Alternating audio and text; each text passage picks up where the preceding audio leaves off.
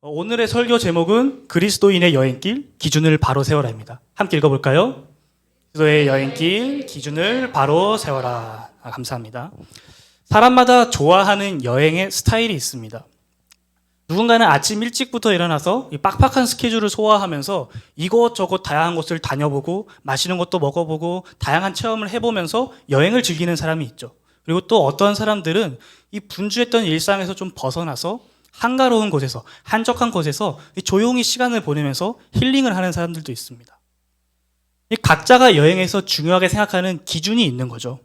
여행에서 가장 중요한 것이 그 나라에서만 먹어볼 수 있는 음식이라면 그 사람은 여행에 갔을 때 그 음식을 먹기 위해서 이곳저곳을 돌아다닐 것입니다. 그리고 만약에 나에게 있어서 여행에서 가장 중요한 것이 숙소라면 이 사람은 조금 과한 투자를 해서라도 좋은 숙소에 머물면서 힐링하는 시간을 보내겠죠.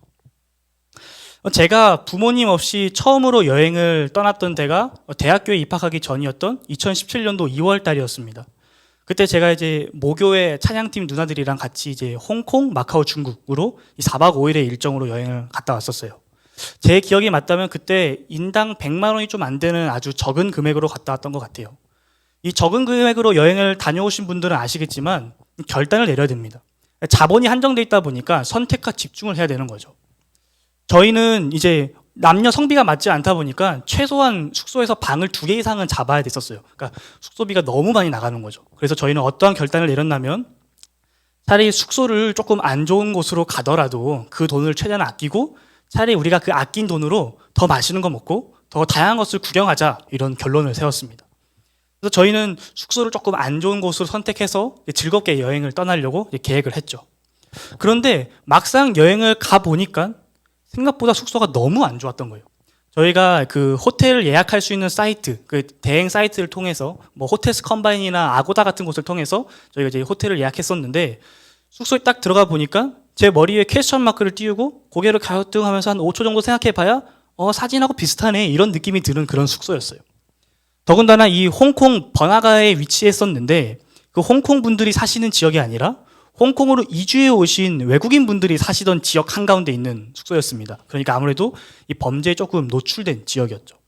더군다나 저희가 이제 갔던 그 숙소가 리모델링 중이어서 같은 건물 다른 층에 있는 급하게 마련된 것 같은 느낌이 팍팍 드는 그런 숙소를 이용했었습니다. 저희가 숙소에 대한 비용을 아꼈기 때문에 빡빡하게 일정을 짰었거든요. 그래서 숙소에서 그냥 잠만 자면 되는 상황이었는데도 불구하고 그 숙소를 이용하는 것이 쉽지 않더라고요. 이제 제가 여행에서 기대할 수 있는 것이라고는 음식과 관광밖에 없었습니다. 이제 저희가 이제 음식에 대한 이야기를 드리려고 하는데, 저희가 첫째 날 갔을 때 점심을 이제 완탕면과 딤섬을 먹었습니다. 완탕면은 우리나라의 잔치국수 같은 느낌인데 이 면은 소면이 아니라 옥수수면 같은 느낌, 그리고 기름기가 엄청 많습니다. 그리고 딤섬은 찐만두 같은 거죠. 이런 음식을 먹었는데 같이 갔던 일행 중에 한 명이 음식을 못 먹더라고요. 먹자마자 막 다 토하고 먹지를 못하더라고요.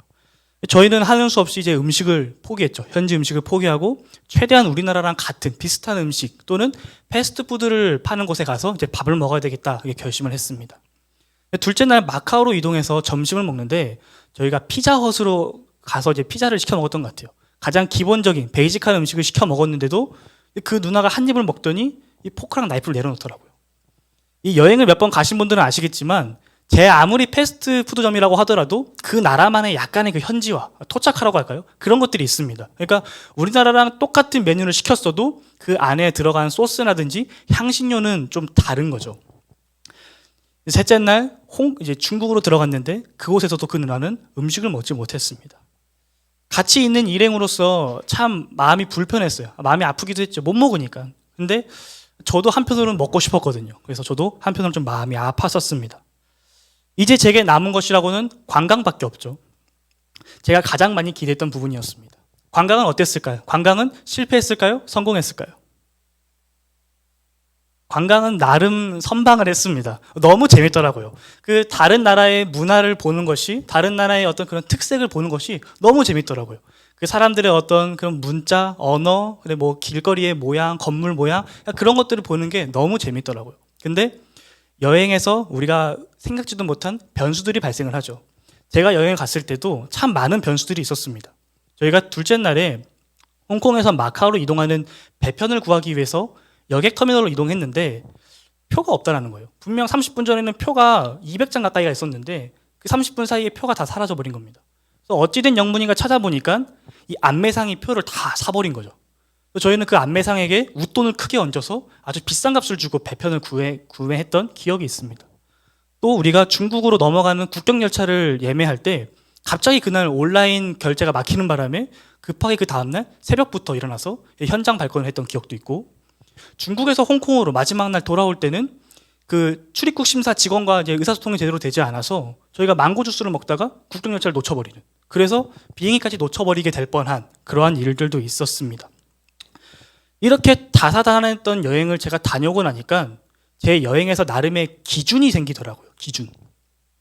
저는 음식이 맞지 않더라도 또는 잠자리가 조금 불편하더라도 그 나라만에서 느낄 수 있는 특색, 그 나라만의 어떠한 또는 그 도시만의 어떠한 그런 다양한 또 독특한 그런 문화를 즐기는 것을 굉장히 좋아하더라고요. 저는 이후에도 여러 차례 해외를 나갔고 여러 차례 이제 국내 여행을 했는데 그 가운데서 그 여행의 성공과 실패, 좋은 여행과 아쉬운 여행을 결정짓는 기준은 바로 제가 그 느꼈던 그 나라만의 그 도시만의 특색이 있느냐, 이러한 기준이더라고요. 이와 마찬가지로 우리도 인생의 여행길을 걸어갑니다. 그리스도인은 신앙의 여행길을 걷게 되죠.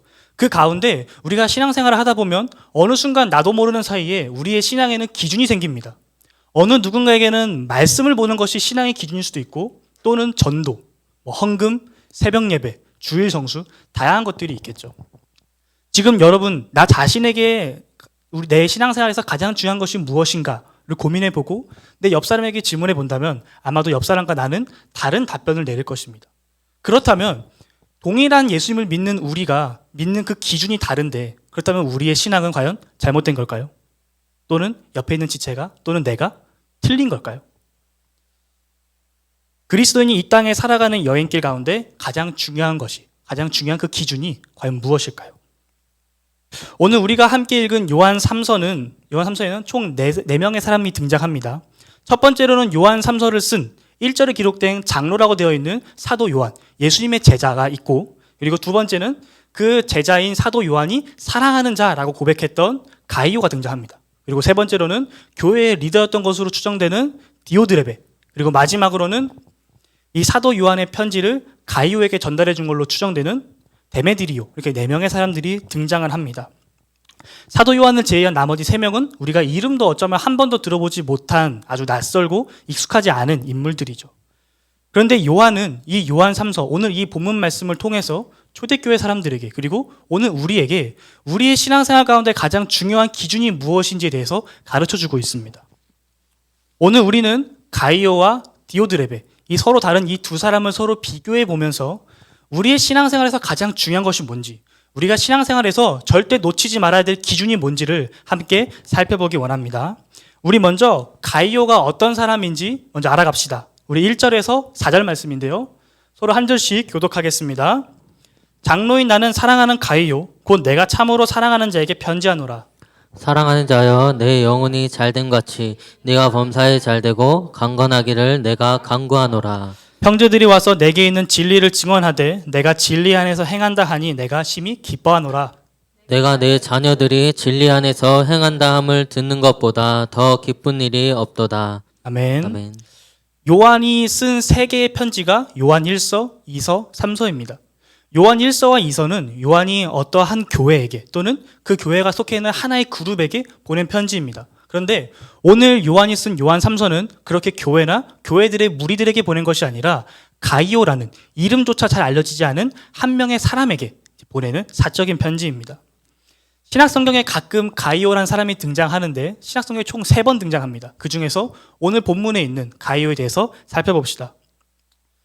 요한 3서의 저자 요한은 가이오에 대해서 내가 사랑하는 자라고 부릅니다.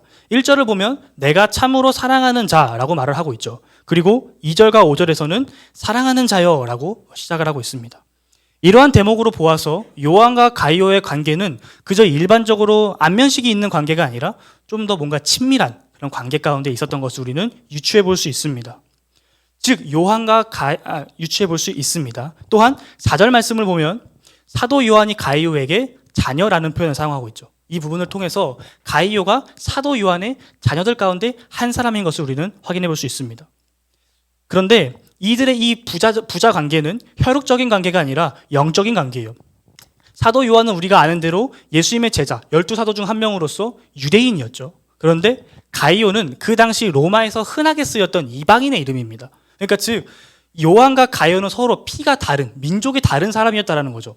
혈육적인 관계는 아니지만 영적인 부자 관계를 맺고 있는 사람들이에요. 이들을 어떻게 볼 수 있냐면 우리 교회에서 목사님과 우리의 관계로 볼 수 있습니다. 우리를 영적으로 인도해 주시고 우리를 가르쳐 주시는, 교훈해 주시는 목사님, 아버지 역할을 하고 있는 거죠. 그리고 그분의 가르침을 받으며 예수님을 닮아가기 위해서 노력하는 우리, 자녀의 모습인 것입니다. 우리가 목사님으로부터 신앙의 영향을 받듯이 마찬가지로 가이오도 사도 요한을 통해서 신앙의 영향을 받았을 것입니다. 그래야 학자들은 이 가이오가 이 에베소라는 동네에 있었던 여러 가정교회들 가운데 한 교회의 리더였던 것으로 추정을 하고 있죠. 신앙의 레벨을 매길 수는 없지만 편의상 신앙의 레벨과 등급이 있다라고 생각을 해보면 이 가이오의 신앙은, 요한이 사랑하는 자라고 고백하는 이 가이오의 신앙은 상당했던 것으로 우리가 볼 수 있습니다. 요한 3서에서 가이오에 대해서 가장 많이 표현하고 있는 단어가 바로 진리예요. 진리.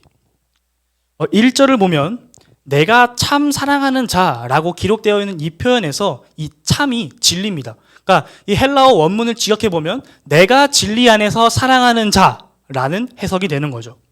또한 3절을 보면 가이오가 진리 안에 있고 가이오가 하는 모든 행동들이 진리 안에서 비롯된다고 사도 요한은 칭찬하고 있습니다. 그러니까 가이오의 삶은 늘 진리 안에 거하는 삶이었다라는 것이죠. 그의 모든 행동이 진리 안에 거하는 행동들이었습니다. 누가 보더라도 이 가이오의 삶을 보면 이 사람은 정말로 하나님을 사랑하는구나. 이 사람은 예수님을 닮아가려고 노력하는구나. 가이오를 보니까 그 안에 계신 예수님이 보이는 삶을 가이오는 살았다라는 거죠. 흔히 많은 그리스도인들이 요즘에 하는 말이 있습니다. 이제 예수 천국, 불신 지옥은 안 돼. 길거리 지나가는 사람 붙잡고 말로 복음을 전한다? 이건 안 돼. 삶으로 전도해야지. 삶으로. 이렇게 얘기합니다. 저는 그렇다면 그런 분들께 이렇게 질문하고 싶습니다. 당신은 도대체 어떠한 삶의 모습을 살고 있길래 당신의 삶이 복음이라고 생각하십니까? 당신의 삶이 정말 복음이라고 확신하십니까? 당신의 삶의 어떤 모습이 과연 복음입니까? 우리가 이 땅을 살아가면서 삶의 모습으로 복음을 전해야 합니다. 이건 너무 당연한 거예요. 우리는 이 땅을 살아가면서 예수 그리스도의 향기를 나타내는 사람이 돼야 되는 거죠. 너무나 당연한데 문제는 뭐냐면 그렇게 살아가야 되는 이 현실이 너무나도 쉽지 않다라는 것입니다. 제게는 연약한 부분이 있습니다. 제가 운전을 할 때 누군가 옆에서 막 껴들면, 특히 오토바이나 택시기사님들이 막 갑자기 껴들면 저도 모르게 이렇게 욱하는 그런 감정이 막 올라옵니다. 분노가 막 치밀어 올라서 어느 날은 저도 모르는 사이에 막 욕을 하고 막 그럴 때가 있습니다. 또 저에게 또 한 가지 연약한 부분이 있는데 제가 가까운 사이, 또 친한 사이에게 좀 홀대하는 경향이 있습니다. 특히 제 아버지께 그러는데 제 아버지는 예수님을 믿지 않으십니다. 원래는 예수님을 믿으셨는데 교회 공동체 안에서 이제 상처를 받으시고 이제 교회를 나오신 분이세요. 제가 오랜 시간 동안 아버지의 전도를 위해 기도했습니다. 예수님께서 빨리 우리 아버지를 만나 주시길. 우리 아버지가 예수님을 만나기를 참 오랜 시간 기도했는데 그러나 그렇게 기도하는 제 삶의 모습은, 가정에서 보이는 제 삶의 모습은 너무나도 형편이 없고 초라한 모습일 뿐이죠. 우리 모두가 이렇게 연약한 부분들을 갖고 있을 것입니다. 저만 있는 것이 아니겠죠. 그래서 우리가 이런 연약함을 극복하기 위해서 늘 기도하고 하나님 말씀 붙잡고 하나님 말씀대로 살아가려고 노력하는 거 아니겠습니까? 아멘이시죠? 아멘. 근데 이렇게 연약한 우리에게 아주 좋은 롤 모델이 있습니다. 그것이 바로 가이오라고 오늘 성경은 말해주고 있는 거죠. 그는 늘 진리 안에 거하는 사람이었습니다. 그의 삶을 보면 하나님의 살아계심이 보이는 그러한 삶을 살았던 사람이죠. 다르게 표현하면 가이오의 삶의 모든 순간순간들이, 그의 행동 하나하나가 하나님의 살아계심을 나타내는 것이었고 하나님께서 보시기에 흡족한 것들이었다는 것입니다. 그는 예수님의 말씀에 따라 순종하며 살아가는 사람이었다는 것이죠. 그렇다면 도대체 가이오의 어떠한 행동이 이러한 칭찬을 받게 했을까요? 이제 우리 함께 5절에서 8절 말씀을 보도록 하겠습니다. 5절에서 8절입니다. 사랑하는 자여, 내가 무엇이든지 형제 곧 나그네 된 자에게 행하는 것은 신실한 일이니 그들이 교회 앞에서 너의 사랑을 증언하였느니라. 네가 하나님께 합당하게 그들을 전송하면 좋으리로다. 이는 그들이 주의 이름을 위하여 나가서 이방인에게 아무것도 받지 아니함이라. 그러므로 우리가 이 같은 자들을 영접하는 것이 마땅하니 이는 우리로 진리를 위하여 함께 일하는 자가 되게 하려 함이라. 아멘. 아멘. 오늘 말씀을 보면 가이오가 어떠한 형제들, 나그네들을 영접했다라고 기록되어 있습니다. 이 형제들이 누구냐면 순회 전도자들을 말하는 거예요. 순회 전도자. 이들이 어떤 사람이었냐면 초대교회 가운데 이 하나님의 감동을 받아서 내가 복음을 전해야 되겠다라고 결심한 사람들이 이곳저곳 마을을, 도시를 돌아다니면서 하나님의 말씀을 전했어요. 마치 오늘날의 선교사님들과 굉장히 비슷한 어떤 그런 맥락이죠. 오늘 그리고 또 어떻게 보면 마치 사도 바울처럼 곳곳에 가서 하나님의 복음을 전하고 또 주의 은혜를 선포하고 교회를 세웠던 사도 바울도 어찌 보면 이 순회 전도자들의 모체라고 볼 수 있습니다. 이 순회 전도자들은 이 마을 곳곳을 돌아다녀야 했기 때문에 체력적으로 굉장히 고된 직업이었어요. 끊임없이 이동하며 복음을 전하는 일은 결코 쉬운 일이 아니었죠. 체력을 보충할 수 있는 충분한 음식과 쉴 만한 곳, 그리고 그런 것을 하기 위해서, 누리기 위해서는 물질이 반드시 필요했죠. 이 당시 복음을 전하는 순회 전도자들 이외에도 많은 사람들이 여행길에 올랐다고 합니다. 군인들도 있었고 또 철학자들도 있었고 또 다른 지역으로 이사가는 사람들도 있었고 무역을 하는 상인들도 참 많은 사람들이 여행길에 올랐는데 문제는 뭐냐면 그 당시 여관이 굉장히 무례함으로 악명이 높았다라는 것입니다. 이 램지라는 학자의 기록에 보면 당시 여관에 대해서 이렇게 말을 합니다. 더럽고 이와 벼룩이 득실거리고 그리고 여관의 주인들은 대체로 탐욕적이었다. 그들은 값에서 폭리를 취하는 사람들이었다. 그래서 그 당시 시대 상황 속에서 그 여관에서 일하는 사람들은 여관이라는 그 이미지는 결코 좋지 못했다. 존경받지 못하는 직업이었다라는 기록이 있습니다. 그러니까 이 여관은 여행자들이 묵을 만한 공간이 아니라 어쩔 수 없이 묵을 수밖에 없었던 그런 공간이었다라는 것입니다. 그렇기 때문에 여행길에 오른 수많은 사람들은 지인 찬스를 썼습니다. 내가 예를 들어 어느 지역에 갔을 때, 예를 들어 인천 서구 성남동에 왔을 때 요 근처에 있는 다른 그리스도인의 집에 교회에 방문해서 하룻밤 신세를 지는 것이죠. 사도 바울도 전도 여행을 다닐 때 많은 그리스도인들의 도움을 받았습니다. 빌립보에서는 루디아의 집에 머물렀고 데살로니가에서는 야손, 고린도에서는 가이오, 오늘 본문과는 다른 가이오입니다. 그리고 가이사라에서는 빌립, 그리고 예루살렘에서는 나손의 집에서 신세를 졌던 기록이 사도행전과 서신서들에 기록되어 있죠. 이 중동과 근동 지방, 그러니까 이 성경의 배경이 되는 이 지역은 이방인들을, 내게 방문한 이 손님을 대접하는 데 굉장히 독특한 문화를 가지고 있습니다. 굉장히 특이한 지역인데 창세기 19장에 보면 아브라함의 조카인 롯이 등장하죠. 롯이 소돔 땅에 거하고 있을 때 하나님의 두 천사가 롯을 방문합니다. 그러자 롯이 그 두 천사들을 극진히 대접을 하죠. 그런데 밤에 그 도시에 있던 불량배들이 찾아와서 그 나그네들을 내놓으라고 합니다. 그러자 롯이 어떤 반응을 보이죠? 내게는 결혼하지 않은 두 딸이 있으니 내가 그들을 내주겠다. 내게 방문한 나그네들은 건들지 마라. 그들에게 손대지 말라라고 얘기를 하죠. 이해할 수 없는 맥락이지만 이 대목이 우리에게 보여주는 것은 그 당시 그 나라에 있는 그 문화 가운데 있는 사람들에게 이방인을 대접하는 것이, 또 내게 방문한 이방인을 보호하는 것이 얼마나 귀중한 일이었는지, 얼마나 그들에게 중요한 부분이었는지를 우리가 확인할 수 있는 대목입니다. 마태복음 10장 40절에서 42절 말씀을 보게 되면 예수님께서 12제자를 파송하는 이야기가 나옵니다. 이들에게 전도를 하라고 파송하시죠. 이때 예수님께서 그들에게 하신 말씀이 기록되어 있는데 우리 함께 읽겠습니다. 시작. 너희를 영접하는 자는 나를 영접하는 것이요 나를 영접하는 자는 나를 보내신 이를 영접하는 것이니라. 선지자의 이름으로 선지자를 영접하는 자는 선지자의 상을 받을 것이요 의인의 이름으로 의인을 영접하는 자는 의인의 상을 받을 것이요 또 누구든지 제자의 이름으로 이 작은 자 중 하나에게 생수 한 그릇이라도 주는 자는 내가 진실로 내게 이르노니 그 사람이 결탄코 상을 잃지 아니하리라 하시니라. 아멘. 이 중동과 근동 지방에 있는 사람들에게 손님을 환영하고 맞이하는 것이 너무나도 당연한 일이라는 것을 이제 우리는 이해했습니다. 그런데 이들에게 지금도 이러한 문화가 남아 있어요. 예전에 우리 정다은 사모님께서 카자흐스탄으로 이제 단기 선교를 가셨던 적이 있으십니다. 이 카자흐스탄도 중동 지방의 영향을 받은 나라들 중 하나인데 그들에게도 이 외부인이나 나그네를 대접해야 나중에 내세에서 상급을 받는다, 상급이 쌓인다라는 개념이 있어요. 그래서 나그네가 방문하게 되면, 나그네가 도움의 손길을 청하게 되면 가장 좋은 음식, 가장 좋은 술, 가장 좋은 잠자리를 흔쾌히 제공한다고 합니다. 실제로 사모님께서 아무 가정집이나 방문해서 하룻밤만 재워주십시오라고 얘기했을 때 사모님을 거절한 집이 단 한 군데도 없었다라고 말씀해 주셨죠. 지난달 우리 교회의 티국 제이 선교사님께서 오셔서 비슷한 말씀을 해주셨죠. 이방인은 선물이다라는 말씀을 해주셨죠. 마찬가지예요. 그들의 문화에서 나를 찾아온 나그네, 손님을 극진 대접하는 문화, 개념이 있었다는 거죠. 누군지도 모르는 나그네도 그렇게 극진 대접을 하는데 하물며 하나님의 이름을 증거하고 예수 그리스도의 십자가와 부활의 능력을 증거하는 그리스도인이, 수은의 전도자가, 선교사님이 오신다면 이들은 훨씬 더 극진히 진짜 최선을 다해서 이들을 대접했겠죠. 이러한 섬김에 앞장섰던 사람이 바로 가이오라는 것입니다. 그런데 사실 이 외부인을 맞아들이는 것은, 손님을 대접하는 것은 쉬운 일이 아닙니다. 희생이 필요한 부분이죠. 육체적인 부담이 있고 물질적인 또 정신적인 부담이 따르는 행위입니다. 우리 교회가 예배가 끝난 다음에 2부 순서나 식사를 하기 위해서 사택으로 이동할 때를 한번 생각해 봅시다.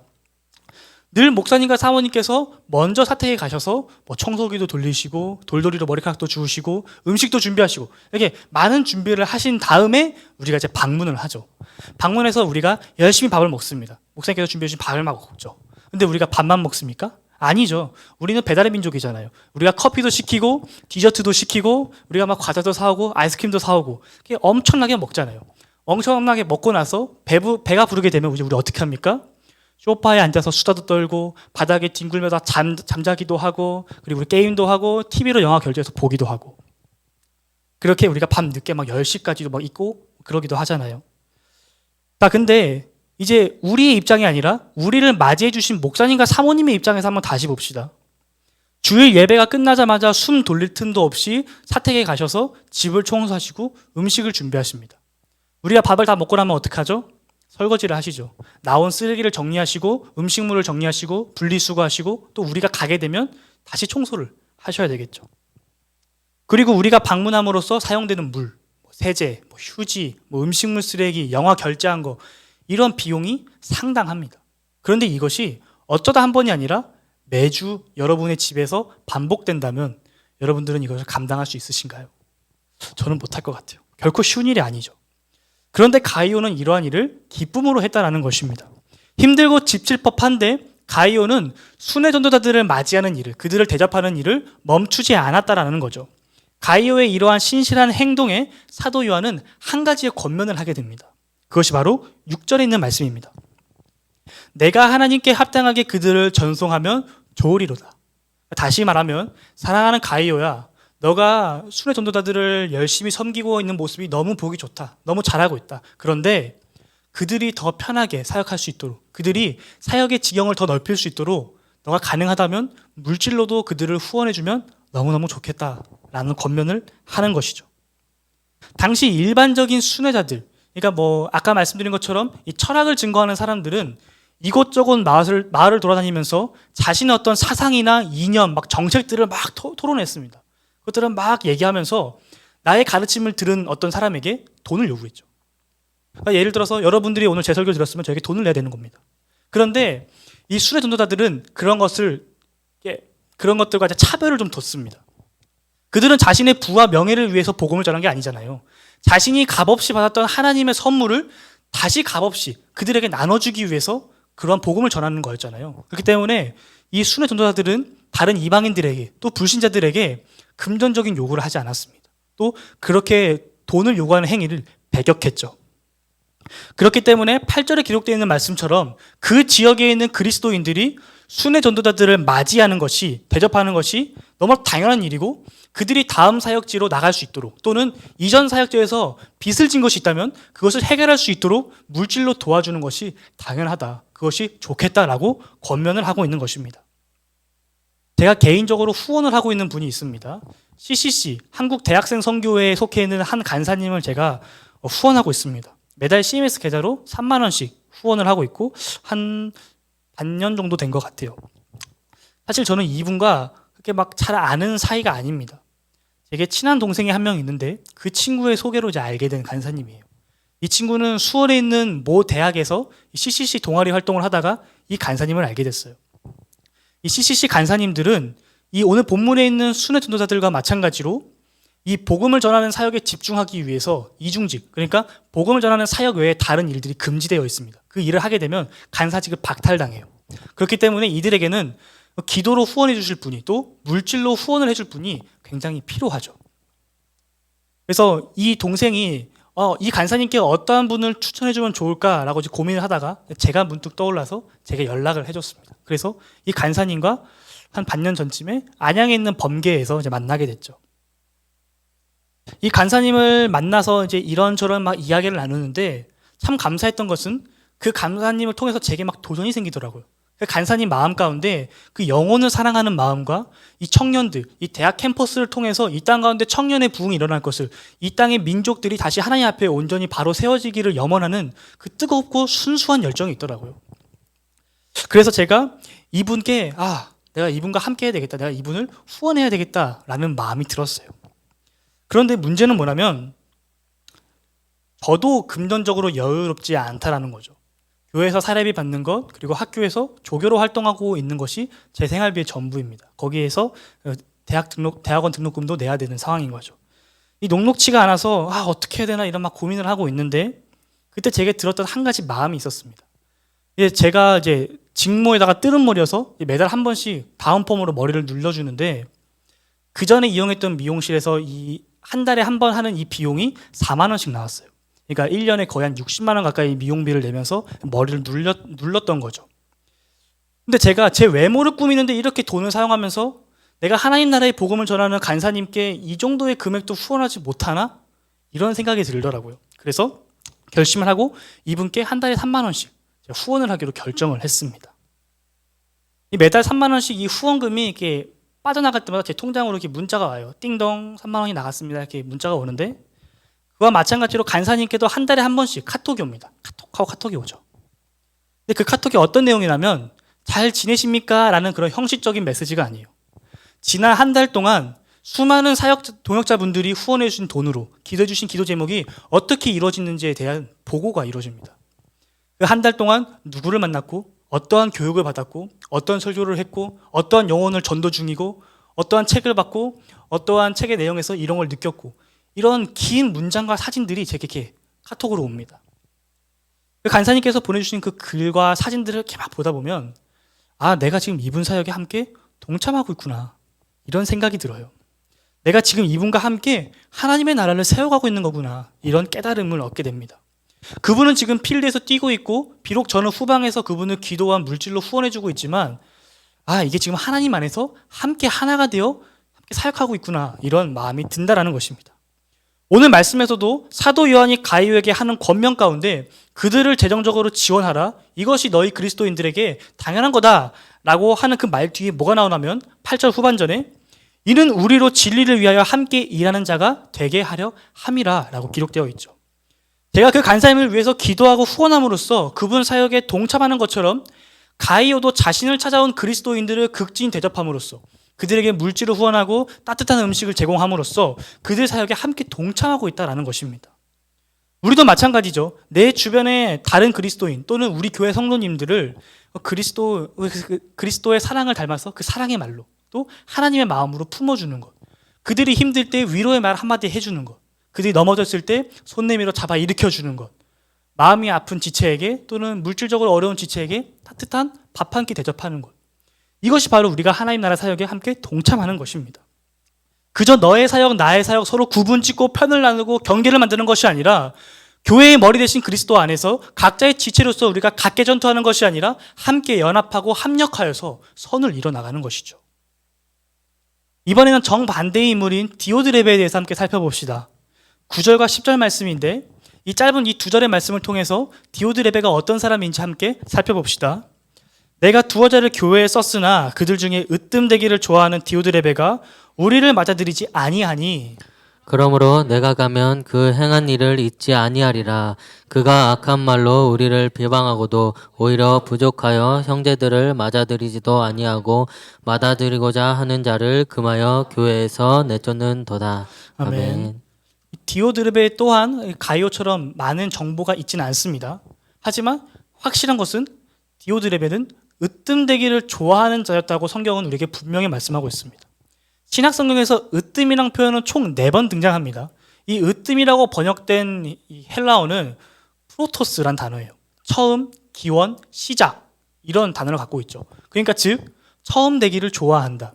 첫째 되기를 좋아하는 자가 으뜸되기를 좋아하는 자라는 것입니다.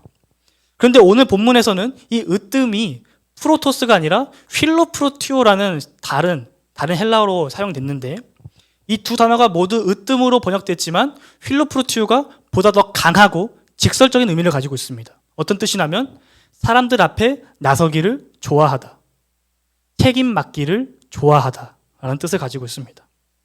디오드레베는 남들보다 앞서기를 좋아하는 사람이었고 감투 쓰기를, 책임 맡기를 좋아하는 사람이었습니다. 디오드레베가 교회 안에서 어떠한 역할을 수행했는지는 정확히 우리가 알 수 없지만 확실한 것은 그는 현재 자기가 사역하고 있는 자리에 만족하지 못하고 보다 더 크다고 생각되는 자리, 보다 더 결정권이 있다고 생각되는 자리를 탐냈다는 것입니다. 거기에 대한 욕망이 있었던 사람이었던 거죠. 필로프루티오가 성경에서 딱 한 번 사용됩니다. 오늘 본문에.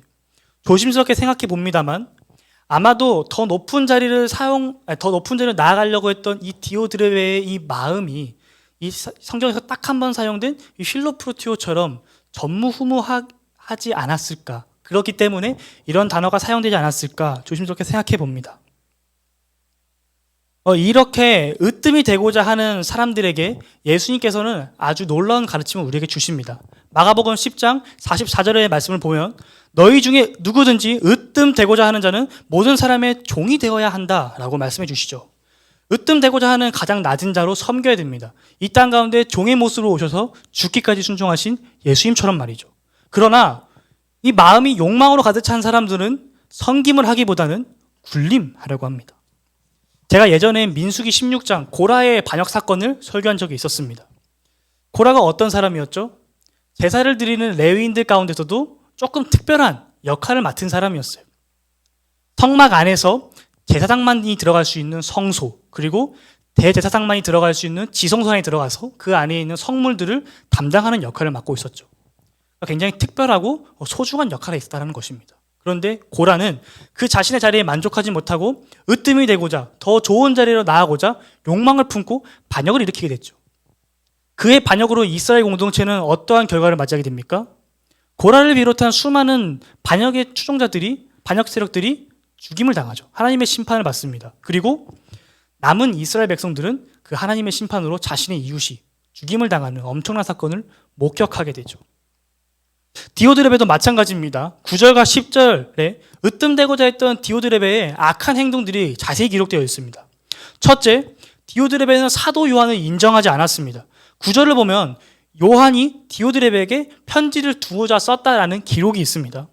디오드레베의 잘못된 행동을 지적한 것이죠. 너 지금 그렇게 하면 안 돼. 너 지금 그거 잘못된 거야 라고 편지를 썼다라는 것입니다. 그런데 성경은 이러한 요한의 편지가 디오드레베에게 받아들여지지 않았다는 것을 은연중에 말하고 있습니다.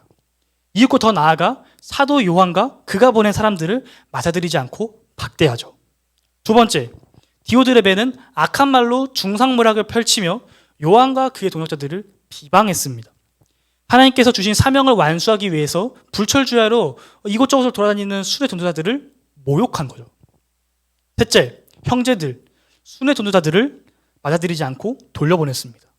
넷째, 교회 사람들로 하여금 그러한 순회 전도자들을 맞아들이지 못하도록 방해했죠. 그리고 마지막 다섯 번째, 만일 교회의 어느 사람이 그들을 영접했다면 그들을 교회에서 내쫓았습니다. 가이오와는 너무나도 다른 모습을 보여주죠. 가이오는 한 사람이라도 더 챙겨주기 위해서, 더 섬기기 위해서 열심히 노력을 하는데 가이오는 오히려 그런 자들을 돌려보내고 막고 그런 자들을 섬기는 것을 방해하고 교회에서 내쫓습니다. 디오드레베의 이러한 행동은 교회를 어떻게 만들었을까요? 그에 대한 행동의 결과는 무엇이었을까요? 교회 공동체는 아마도 파괴되었을 것입니다. 사랑과 은혜와 자비가 넘쳐되는 교회에 증오와 비방과 모욕으로 가득 차게 된 거죠. 서로가 하나 되고 보살펴주며 환대해야 되는 교회가 누군가를 쫓아내고 자신의 힘을 휘두르기 위해서 권력을 쟁취하는 데 눈이 먼 그런 존재로 전락해버렸다는 것입니다. 한 사람의 야망이, 한 사람의 으뜸되고자 하는 욕망이 교회를 무너뜨려버린 거죠. 가이오와 디오드레베 모두가 그리스도인이었습니다. 모두가 교회의 리더였죠. 그런데 이 둘의 신앙의 모습은 너무나도 다른 모습을 보여줍니다. 가이오는 사도 요한의 가르침을 받아서 진리 안에 거하는 사람이었죠. 하지만 디오드레베는 사도 요한의 가르침을 거절하고 진리 밖에 머무는 사람이었습니다.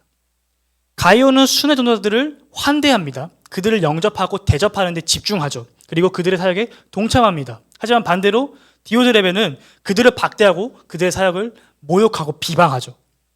가이오는 많은 그리스도인들로부터 칭찬을 받으며 하나님의 사랑으로 교회를 세워나갑니다. 하지만 디오드레베는 그리스도인들을 억압하고 내쫓음으로써 교회를 파괴시키고 분열시키죠. 도대체 이들은 어떠한 여행길을 걸었길래, 어떠한 신앙의 길을 걸었길래 이 둘이 이렇게까지 달라지게 됐을까요? 그것은 바로 진리입니다. 진리. 가이오는 진리 안에 거하는 사람이었습니다. 디오드레베는 진리 밖에 머무는 사람이었죠. 그렇다면 도대체 오늘 성경이 말하고 있는 우리의 신앙의 기준이 되는 진리가 도대체 무엇일까요? 도대체 진리가 뭐길래 이렇게 극단적으로까지 우리의 신앙의 모습이 달라지는 걸까요? 사도 요한은 우리에게 진리에 대해서 다음과 같이 말합니다. 요한복음 14장 6절과 16절에서 17절 말씀인데 제가 읽겠습니다. 예수께서 이르시되 내가 곧 길이요 진리요 생명이니 나로 말미암지 않고는 아버지께로 올 자가 없느니라. 16절과 17절 내가 아버지께 구하겠으니 그가 또 다른 보혜사를 너에게 주사 영원토록 너희와 함께 있게 하시리니 그는 진리의 영이라. 세상은 능히 그를 받지 못하나니 이는 그를 보지도 못하고 알지도 못함이라. 그러나 너희는 그를 아나니 그는 너희와 함께 거하심이요 또 너희 속에 계시겠습니다. 진리는 곧 예수 그리스도이십니다. 그리고 성령님이십니다. 세상의 수많은 가치관 속에서 죄인을 구원하시고 은혜를 베풀어 주시는 것, 우리를 거듭나게 하시고 우리를 보호하시고 자유케 하는 그 복음을 말하는 것입니다. 죄인이었던 내가 그리스도와 함께 십자가에 못 박혀 죽은 것, 그리고 그로 말미암아 내가 새롭게 다시 태어나게 된 것. 예수님께서 날마다 우리를 보호하시며 우리를 중보하시는 것, 예수 그리스도를 믿음으로 영접한 내가 예수의 영이신, 진리의 영이신 성령님 안에 거하는 것, 그리고 그 성령께서 내 안에 거하는 것. 이것이 바로 진리입니다. 참 하나님과 그가 보내신 자 예수 그리스도, 성령님을 아는 것 말이죠. 이 진리가, 이 복음이 우리 안에 들어오게 되면, 우리 삶의, 우리 신앙의 기준이 되게 되면 여러분, 우리 안에 어떤 변화가 생긴지 아십니까? 가장 먼저 내가 죄인이라는 사실을 깨닫게 돼요. 내 안에 있었던 그 죄가, 하나님께 불순종했던 것이, 하나님 없이 나의 만족과 나의 유익을 위해 살아갔던 모습들이 들춰지게 됩니다. 빛이신 예수님이 내 안에 들어오시니까 어둠이 물러나게 되는 거죠. 이는 자연스럽게 회개로 이어집니다. 내가 죄인이라는 사실을 고백하게 되죠. 그리고 하나님 없이는 살아갈 수 없다는 삶의 고백이 나오게 됩니다. 우리가 하나님의 도우심을 구하고 하나님의 은혜를 구할 때 하나님께서는 우리의 그 부르짖음 가운데 분명 응답해 주십니다. 우리의 죄를 사하여 주시고 우리를 죄인에서 의인으로, 하나님의 자녀로 우리를 새롭게, 우리의 삶의 질서를, 삶의 기준을 새롭게 만들어 주시죠. 가이오와 디오드레베도 마찬가지였습니다. 그들도 이름에서 볼 수 있듯이 이방인이었어요. 가이오는 기쁨이란 뜻을 가지고 있는 로마식 이름이었고, 디오드레베는 제우스 신에게 양육받은 자라는 이름을 가진 사람이었어요. 이들은 처음부터 예수님을 믿는 사람, 하나님을 믿는 사람이 아니라 이 로마 제국의 이 타락한 세상의 문화 가운데 살아가면서 로마 제국이 섬기는 우상신들을 섬기는 사람들이었다는 것입니다. 그런데 이들이 그저 값없이 주어진 하나님의 은혜로 복음의 씨앗이 그들 마음에 심겨짐으로써 그들이 새로운 삶으로 살아갈 수 있게 된 거죠. 그들이 하나님 안으로, 교회 공동체 안으로, 예배 안으로 들어오게 된 것입니다. 그런데 문제는 누군가는 그 참된 진리를 받아들였고 누군가는 그것을 거부했다는 것이죠. 가이오는 진리 안에 거하는 사람이었습니다. 하나님을 아는 사람이었죠. 하나님이 어떤 분이십니까? 하나님은 사랑이시죠. 결코 자기 백성을 포기하지 않으시는 분이십니다. 하나뿐인 아들을 내어줄 만큼 자기 자신을 희생하시는 분이신 거예요. 가이오는 이 하나님이 누군지 알았습니다. 예수님의 그 십자가 희생을 알았던 거예요. 그렇기 때문에 자신의 안에 하나님의 사랑이 있으니까 다른 그리스도인들을 섬길 수 있었던 것입니다. 그 일이 아무리 힘들고 고되다 할지라도 그 안에 예수님의 희생에 대한 알미 있었기 때문에, 그것에 대한 추구와 열망과 갈망이 있었기 때문에 그러한 섬김을 할 수 있었다라는 것이죠. 반면에 디오드레베는 어떻습니까? 그 안에 하나님의 사랑이 없죠. 섬김과 배려보다는 으뜸이 되고자 하는 욕망과 교만으로 가득 찬 사람이었습니다. 그의 안에는 참된 진리를 거부하는 완악한 마음뿐이었죠. 오늘 우리 주변에 이러한 교회가, 이러한 그리스도인들이 너무 많습니다. 예수님을 따르는 사람들 가운데 여러 종류의 사람들이 있습니다. 그들 중에 자기 자신이 조금 손해를 보더라도, 자신의 생각으로는 결코 이해할 수 없더라도 하나님께서 말씀하시면 그 말씀대로 살아가기 위해서 발버둥 치는 사람이 있어요. 근데 반면에 교회에서 열심히 봉사하고 헌금도 하고 예배도 잘 참석하지만 그 안에 하나님의 사랑이 없는 자가 있습니다. 하나님의 말씀을 외면한 채 살아가는 자가 있어요. 여전히 자기 자신의 만족과 이익을 위해 살아가는 자가 있습니다. 그 교회 섬김도 마찬가지예요. 그저 묵묵하게 자기에게 주어진 자리에서 그 일을 해나가는 사람이 있는 반면에 마치 내가 없으면 교회가 돌아가지 않을 것처럼 떵떵거리면서 온갖 생색이나 생색은 다 내는 사람들이 있습니다. 근데 막상 그런 사람들을 보면 사실 별로 하는 게 없어요. 그런데 진짜 큰 문제는, 이러한 자들의 가장 큰 문제는 뭐냐면 교회에 물을 흐린다는 거예요. 교회 안에서 한 사람 한 사람이 주는 그 영향력이 어마어마합니다. 로마서는 우리에게 말하죠. 한 사람, 아담의 범죄로 말미암아 이 땅 가운데 죄가 들어왔고 그 죄로 인하여 이 땅 가운데 사망이, 죽음이 왕노릇을 했다고요. 그리하여 하나님께서 창조하신 모든 아름다운 것들이 깨지고 그 관계가 파괴됐다고. 그런데 또 한 사람, 예수 그리스도의 순종으로 말미암아, 그분의 의로운 행동으로 말미암아 깨어진 모든 것들이 회복되는 역사가 시작됐다고 로마서는 말합니다. 그 한 사람의 순종, 예수 그리스도의 순종으로 말미암아 그분의 희생과 섬김과 사랑으로 말미암아 이제 우리가 하나님의 자녀로서 새로운 정체성으로 살아갈 수 있다라고 말을 하죠. 교회도 마찬가지입니다. 가이와 한 사람의 순종으로 교회는 순전하신 하나님께 순종함으로 날마다 든든히 세워져 나가죠. 하지만 반대로 디오드레베의 교만과 으뜸이 되고자 하는 마음으로 인해서 그 교회는 하루하루 시간이 가면 갈수록 분열되고 파괴되고 무너져 갑니다. 여러분, 예배도 마찬가지입니다. 가인과 아벨의 예배를 서로 비교해 보십시오. 모두가 동일하게 예배를 드렸지만 하나님께서 아벨의 예배는 받으셨고 가인의 예배는 받지 않으셨습니다. 하나님께서 왜 아벨의 예배는 받으셨고 가인의 예배는 받지 않으셨을까요? 히브리서 11장 4절은 우리에게 거기에 대한 답변을 줍니다. 믿음으로 아벨은 가인보다 더 나은 제사를 드렸다. 아벨은 믿음으로 하나님을 예배했고 가인은 믿음 없이 하나님을 예배했습니다. 아벨은 진리 안에 거하며 하나님을 예배했고 가인은 진리 밖에 머물며 하나님 없이 예배했죠. 아벨은 사랑 안에 거하며 하나님을 사랑함으로 예배했고 가인은 사랑 밖에서 증오와 분노 가운데서 하나님을 예배했습니다. 아벨은 날마다 하나님과 동행하며 그분을 닮기 위해 노력했고 가인은 그분 없이 그저 자기의 만족과 유익을 위해서 살아갈 뿐이었죠. 나 한 사람이 주는 영향력이 생각보다 엄청납니다.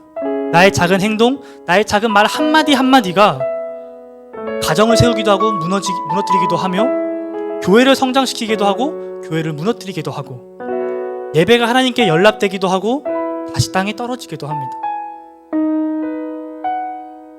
말씀의 결론을 맺겠습니다. 그렇다면 우리가 어떻게 해야 될까요? 우리의 삶의 신앙의 여행길에 어떠한 기준을 세워야 할까요? 우리가 어떠한 기준을 세우면 살아가야 하나님께서 보시기에 우리의 삶이 아름다운 모습이 될까요? 우리 함께 11절 말씀을 함께 큰 소리로 선포하며 읽었으면 좋겠습니다. 함께 읽겠습니다. 사랑하는 자여, 악한 것을 본받지 말고 선한 것을 본받으라. 선을 행하는 자는 하나님께 속하고 악을 행하는 자는 하나님을 배우지 못하였느니라. 여러분, 권면합니다. 악한 것을 본받지 마십시오. 악한 것에 미련하십시오. 내가 으뜸이 되기에 집중하다 보면 우리의 인생은 실망스러워질 수밖에 없어요. 잘못된 기준을 붙잡았던 디오드레베처럼 신앙의 여정이 결코 아름답지 못할 것입니다. 실패한 여행이 되겠죠. 그의 삶은 제가 보기에도 답답하고 화가 나는데 우리 하나님께서 보시기에는 오죽하겠습니까? 세상이 주는 가치관, 이념, 사상, 부, 명예, 외모 이런 것 따위에 여러분 연연하지 마십시오. 그런 것을 붙잡으려고 아둥바둥 살아가는 세상으로부터 멀리 하십시오. 여러분들에게 주님보다 더 앞서는 것이 있다면, 내가 주님의 말씀을 묵상하고 순종하는데 방해하는 걸림돌이 있다면 이 시간 십자가 앞에 완전하게 버리고 이 시간 우리 주님 앞에 나아갑시다. 그리고 여러분, 선한 것을 본받으십시오. 선한 것에 지혜로우십시오. 주님의 말씀을 순종하기 위해서 여러분들의 몸을 쳐서 복종하시길 바랍니다. 정의는 나라를 세우나 욕망은 나라를 무너뜨립니다. 정직과 진실은 가정을 세우나 거짓은 가정을 무너뜨립니다. 마찬가지로 겸손은 교회를 세우나 교만은, 으뜸되고자 하는 마음은 교회를 무너뜨립니다. 악한 것을 본받지 말고 선한 것을 본받으시기 바랍니다.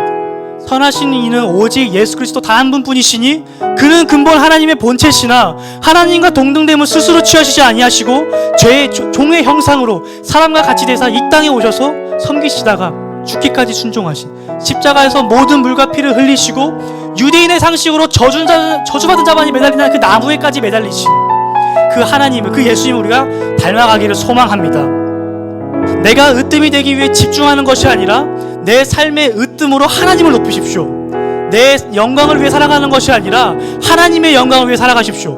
그러할 때 내 삶의 영광이, 우리의 영광이 하나님의 영광이 될 것입니다. 스스로 날마다 하나님의 말씀 앞에 서서 자기 자신을 점검하고 그리스도를 본받아 그분을 닮아갑시다. 나 자신의 유익을 위해 사는 것이 아니라 하나님을 위해 사셨던 예수님처럼 하나님께서 우리에게 주셨던 사명과 부르심에 귀 기울이며 우리 함께 믿음의 길을 걷기를 원합니다. 하나님께서 그리할 때 우리에게 새 마음과 새 영을 부어주실 것입니다. 우리의 연약한 마음을 돌이켜서 주님의 마음을 부어주실 것입니다. 우리 믿음으로 또 순종으로 하나님의 일하심을 기대하면서 함께 걸어갑시다. 우리 주님 앞에 설 그날까지 믿음의 길을, 올바른 기준의 신앙의 길을 함께 걸어갑시다. 우리 함께 기도하겠습니다. 이 시간 우리 함께 기도하며 나아갈 때 하나님, 우리 안에 하나님이 기준이 되지 못하고 하나님이 으뜸이 되지 못하고 하나님이 우선이 되지 못하고 더 앞서는 것이 있다면, 내 마음 가운데 하나님의 말씀에 순종하는데 방해가 되는 것들이 있다면 이 시간 우리가 십자가 앞에 모든 것을 내려놓고 주님 바라보기 원합니다. 주여 붙잡아 주시옵소서. 이렇게 우리 회개 기도 하나와 또 우리 이 땅 가운데서 성령님과 함께 동행하며 예수 그리스도를 닮아가겠다고, 우리의 삶의 기준을 진리로 세우겠다고 함께 기도하겠습니다. 기도합시다. 내 사랑해 주님 감사합니다.